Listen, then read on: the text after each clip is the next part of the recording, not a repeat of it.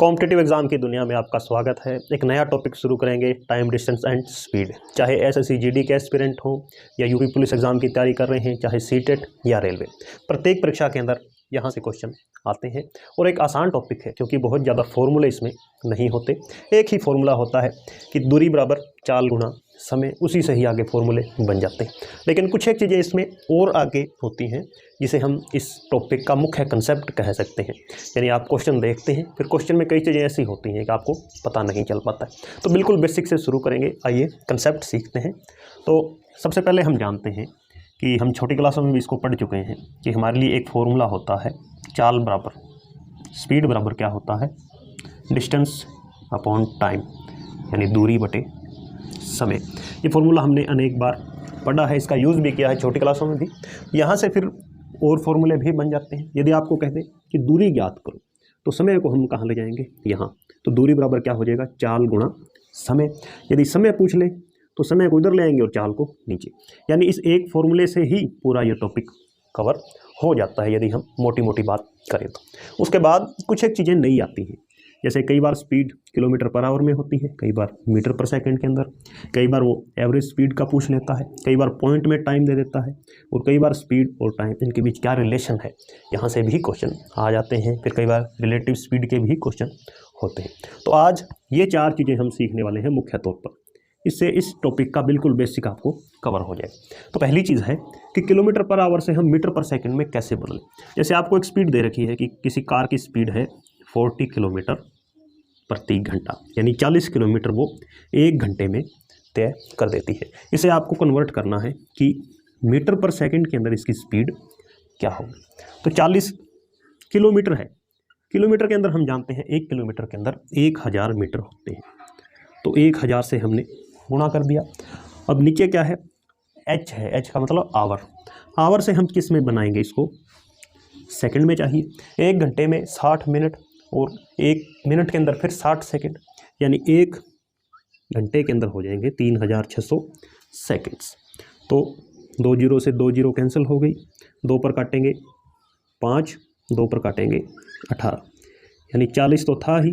अब हमें इससे किससे गुणा करना है, 5/18 से। तो एक चीज़ हमें पता चल गई कि यहाँ पर चाहे 40 हो, 50 हो, 60 हो, कुछ भी हो, हमेशा हम किससे गुणा करेंगे, 5/18 से। इस तरह किलोमीटर को मीटर में बदलकर आवर को इधर 3600 लिखने की आवश्यकता नहीं है। आपको जो भी स्पीड दे रखी है उसको आपने डायरेक्ट 5/18 से गुणा कर देनी है। तो हमें क्या मिल जाएगा, ये जो स्पीड आएगी ये किस में आ जाएगी, मीटर पर सेकंड में आ जाएगी। तो 2 पर काटेंगे 9, 2 पर काटेंगे 20, 20 5 100, तो 100/9 मीटर पर सेकंड। तो ये इसका आंसर हो जाएगा। अब इसी का उल्टा पूछ लेता है कि आप मीटर पर सेकंड से किलोमीटर पर आवर में लेके आओ, तब हम भी क्या कर देंगे, इसका उल्टा कर देंगे। यानी आपके पास स्पीड है 40 मीटर पर सेकंड, इसको आपने किलोमीटर पर आवर में कन्वर्ट करना है, तो हम भी उल्टा प्रोसेस लगा देंगे। 5/18 है तो इसको हम क्या बना देंगे, 18/5। तो 5 8 40, 18 8 8 8 64, 144 किलोमीटर पर आवर। तो उम्मीद करता हूँ एक चीज़ आपको क्लियर हो चुकी है, और यह भी पता चल गया है कि 5/18 से गुणा क्यों करते हैं, यानी कहाँ से आया है। क्योंकि 1 किलोमीटर में 1000 मीटर और 1 घंटे के अंदर 3600 सेकंड, ये हर बार हमें करना होगा। तो हर बार करना होगा, तो इससे अच्छा है हमने इसको काट कर छोटा कर लिया, 5/18। तो हर बार हम 5/18 से डायरेक्ट मल्टीप्लाई कर लेंगे। तो एक चीज़ यहाँ से आपको क्लियर हो चुकी है। अब आते हैं दूसरी चीज़ पर, एवरेज स्पीड, औसत चाल। औसत चाल के भी प्रश्न पूछे जाते हैं, तो आइए देखते हैं। औसत चाल में जैसे हमने 2 चाल हमने मान ली है कि 2 स्थान हैं ए और बी, यहीं पर 2 स्थान हैं। तो एक व्यक्ति यहाँ से अपनी यात्रा शुरू कर रहा है इस तरफ, बी की तरफ, तब इसकी स्पीड हम ले लेते हैं 40 किलोमीटर पर आवर। दूसरा व्यक्ति इधर बी से आएगा ए की तरफ, इसकी स्पीड हम ले लेते हैं 20 किलोमीटर पर आवर। अब आपसे पूछ ले कि ये जो दूरियां तय की गई हैं इसमें औसत चाल क्या रही है, यानी व्यक्ति गया तो 40 की स्पीड से और इधर आया है 20 की स्पीड से। अब हमें चाहिए एवरेज स्पीड। ज़्यादातर बच्चे क्या करते हैं, या हम जो हम नहीं जानते हम क्या करेंगे कि 40 और 20 को जोड़ देंगे 60 और 2 से भाग दे देंगे 30 निकाल देंगे, जो कि बिल्कुल गलत आंसर होगा। क्यों होगा? क्योंकि ये जो दूरी है ए से बी के बीच, ये जब 40 की स्पीड से तय की गई तब समय अलग लगेगा, 20 की स्पीड से तय करेंगे तो अलग समय लगेगा। इसका एक फॉर्मूला होता है, चाहे तो आप फॉर्मूले से करो या आप हम इसका लॉजिक भी सीखेंगे। तो फॉर्मूला होता है 2xy upon x plus Y, 2 40 गुणा 20 और नीचे 40 प्लस 20, ये हो जाएगा 60। तो 0 से 0 cancel, 2 TH 80/3 kilometre per hour. ये तो इसकी औसत चाल आ चुकी है। अब यदि आप फॉर्मूला याद नहीं रखना चाहते हैं तो कोई आवश्यकता नहीं है इसको याद रखने की। हम इसको टाइम एंड वर्क से भी, जो हमने सीखा था टाइम एंड वर्क मेथड के अंदर, कि एक तो हमारे पास स्पीड है 40 की, दूसरी है 20 की। हम क्या कर लेंगे, एक डिस्टेंस कुछ मान लेते हैं कि दूरी कितनी है। दूरी पता चलते ही हमारा काम आसान हो जाता है। जैसे दूरी दोनों का हम एलसीएम ही ले लेते हैं कि 40 किलोमीटर डिस्टेंस है। अब जो पहला व्यक्ति है 40 की स्पीड से गया है, उसको 40 की स्पीड से 40 किलोमीटर तय करने में 1 घंटा लगेगा, जबकि दूसरे को जो इधर से इधर आ रहा है इसे लग जाएंगे 2 घंटे।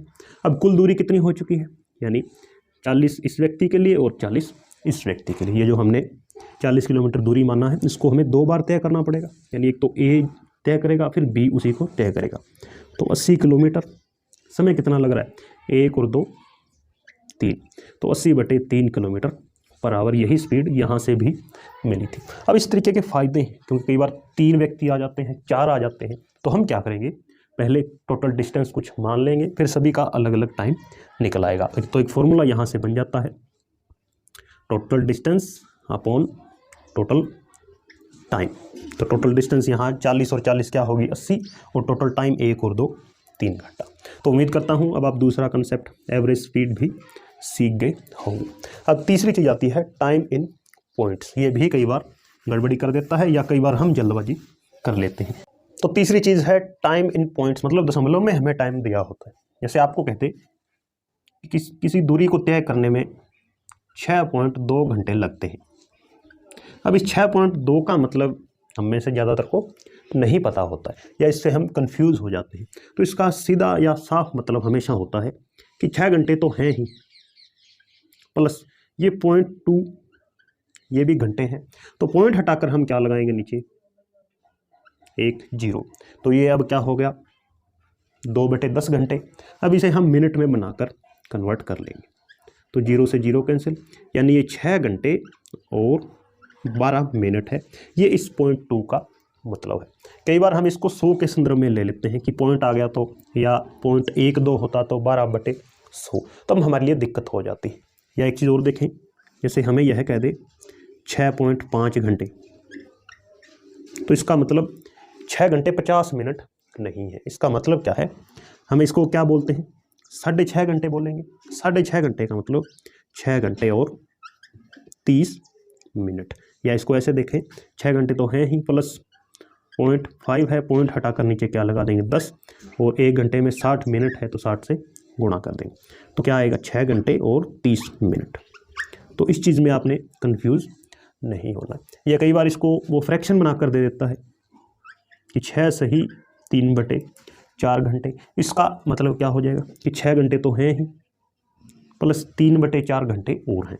तो यहाँ भी हम क्या करेंगे, 3/4 को 60 से गुणा कर देंगे। तो 15 चौके 60 और 15 3 45, यानी 6 घंटे और 45 मिनट।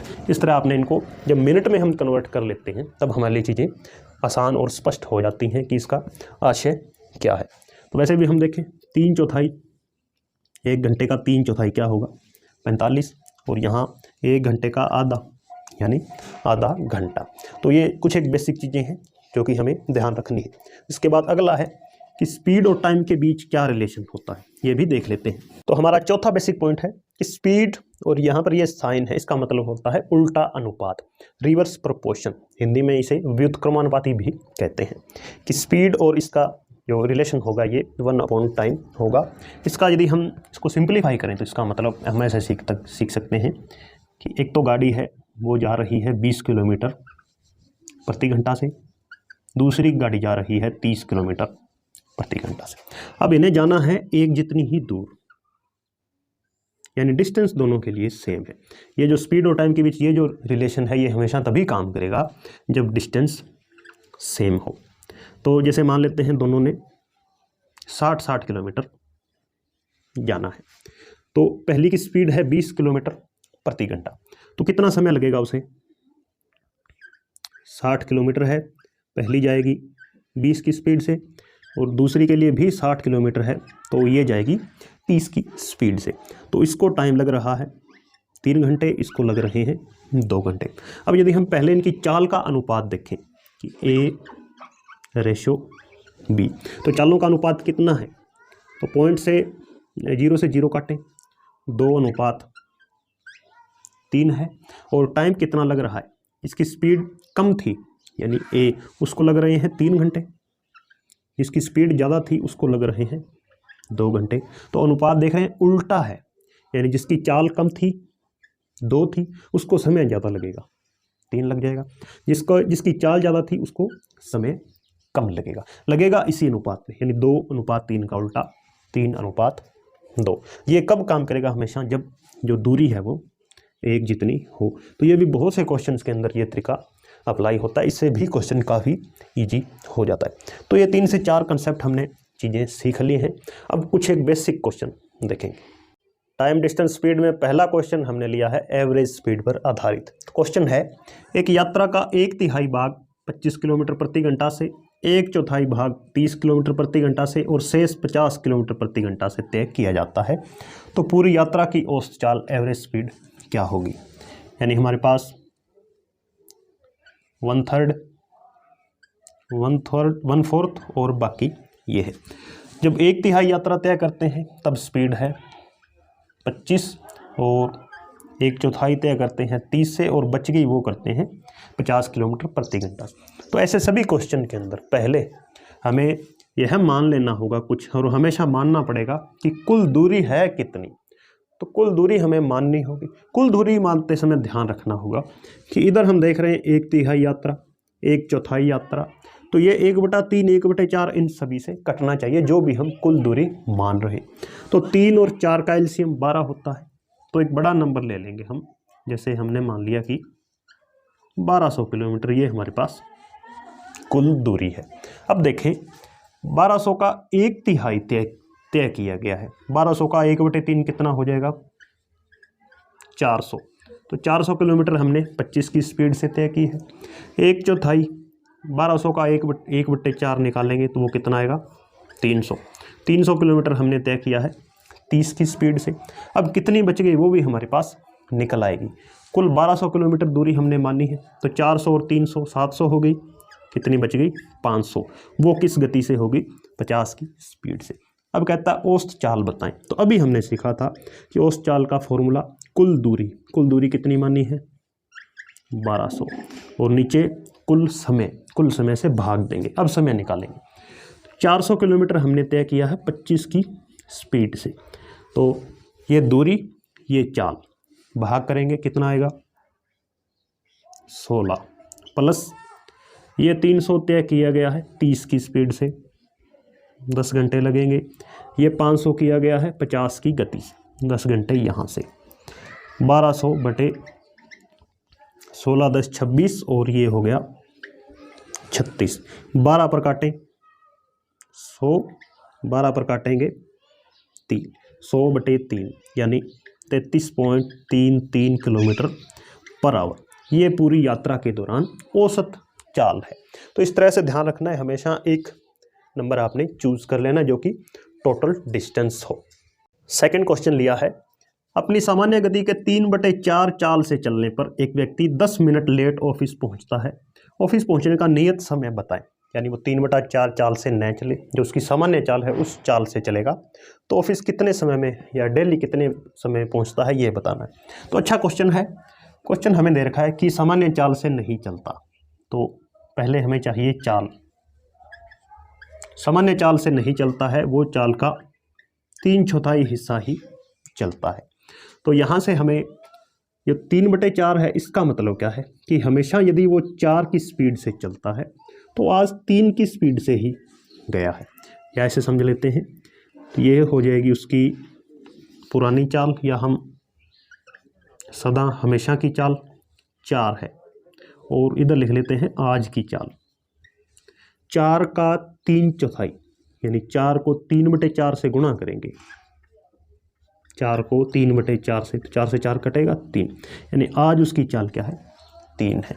अब एक चीज़ तय है कि ऑफिस ही उसे जाना है, यानी ऑफिस एक फिक्स दूरी पर है, दूरी कम ज़्यादा नहीं हो रही है। तो जब भी दूरी बराबर हो तो जो चाल है और समय का अनुपात है, तो चाल यदि 4 से 3 हो रही है तो समय कितना हो जाएगा 3 से 4, इस अनुपात में हो जाएगा। यानी समय पहले जो हमेशा उसे 3 लगता था, आज कितना लग रहा है 4, 1 यूनिट उसे समय ज़्यादा लग रहा है। 1 यूनिट का क्वेश्चन में क्या मतलब है कि 10 मिनट लेट, तो 1 यूनिट की वैल्यू क्या हो जाएगी 10 मिनट हो जाएगी।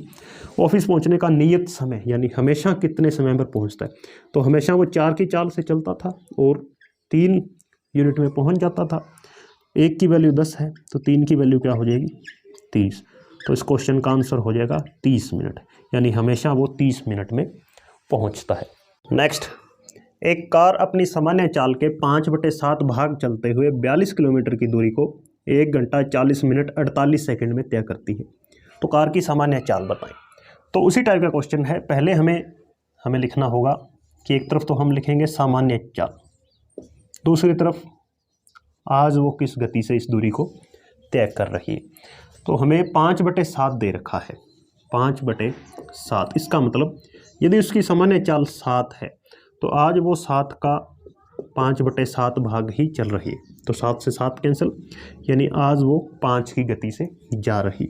ये तो इनका हो गया रेशो, अनुपात हमने बना लिया है, चाल का अनुपात है। तो और दूरी कितनी है 42 किलोमीटर, और दूरी हमें दे रखा है कि ये फिक्स दूरी है 42 किलोमीटर ही है। इसका मतलब जब दूरी फिक्स होती है तब समय का अनुपात चाल का उल्टा हो जाता है, यानी 5/7, यानी हमेशा कार को 7 चाल से जब चलती थी तब 5 समय लगता था, आज 5 की गति से चल रही है तो 7 समय लगेगा। उसके बाद यहाँ समय कितना दे रखा है कि 1 घंटा 40 मिनट 48 सेकंड। इस सभी को पहले हमें इकट्ठा करना होगा, यानी या तो मिनट में बना लो या घंटे में। तो 1 घंटे के हो गए 60 minute plus 40 minute plus 48 second है, इसे हमने क्या बना लेने हैं मिनट, इसे सेकंड को भी मिनट बना लेते।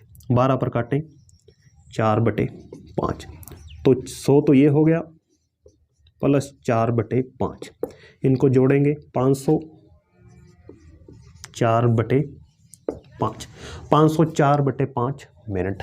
लेकिन ये चीज़ें किस में है किलोमीटर में, तो हमें आवर में कन्वर्ट करना होगा, तो 60 से क्या कर देंगे भाग कर देंगे, यानी हमें लग रहे हैं 504/300 घंटे, और 504/300 घंटे लग रहे हैं।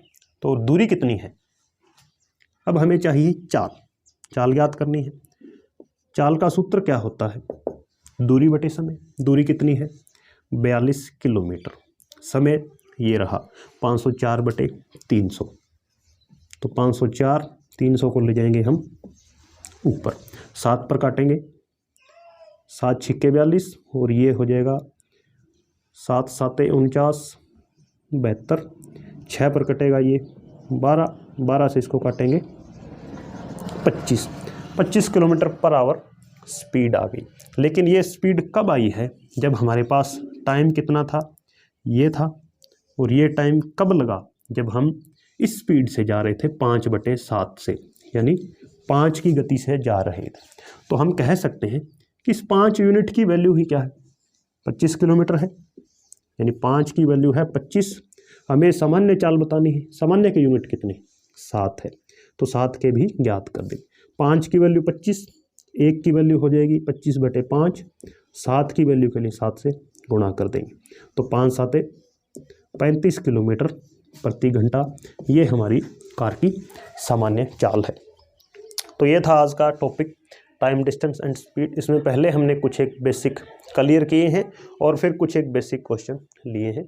आगे भी टॉपिक कंटिन्यू रहेगा। धन्यवाद।